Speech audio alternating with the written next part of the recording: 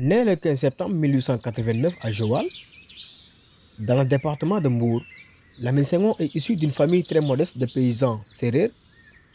Par conséquent, Lamine Senghor, contrairement à ce qu'écrivent certains auteurs, n'est pas né à Dakar ou Kaolack.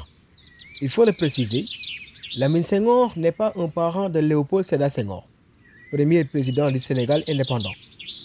Cependant, issus de la même ville, Joal, ils ont vécu à la même époque en France, avec des trajectoires politiques parfois différentes. Léopold Sédar Senghor est modéré et des itinéraires convergents. Ce sont tous les deux des militants de la négritude. Lamine Senghor, un représentant de la gauche radicale. En 1912, à l'âge de 23 ans, Lamine Senghor est employé à Dakar comme boy, dans la maison bordelaise Morel et Prom. Jeune analphabète, ne connaissant que les travaux agricoles, il subit les pires humiliations. Il avouera plus tard qu'il a eu le sentiment d'être traité en sous-homme.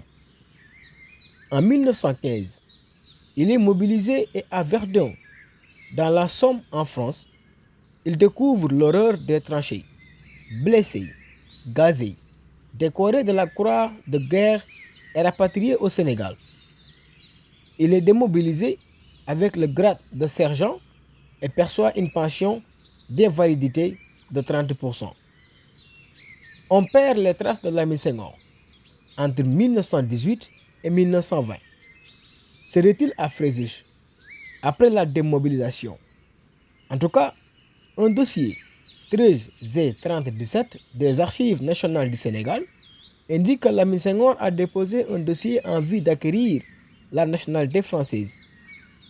En août 1921, il retourne en France pour se marier avec Eugénie Como et réside avec sa femme au numéro 63 de la rue Murat, dans le quartier de la Goutte d'Or à Paris, dans le 18e arrondissement.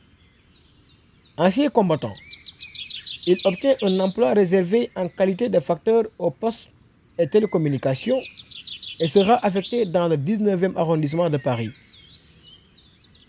Pendant cette période, Lamine Senghor est loin d'être le révolutionnaire qu'il deviendra. Il n'a qu'un seul souci, revenir au Sénégal avec son épouse. Cependant, son salaire modeste ne lui permet pas de payer les 2 billets de son couple. Il demande alors à son épouse d'écrire à l'association CAI afin d'obtenir un billet gratuit pour le Sénégal. Le courrier est transmis au ministère des colonies, puis au contrôle et assistance des indigènes, CAI, qui est en fait une police politique surveillant les coloniaux.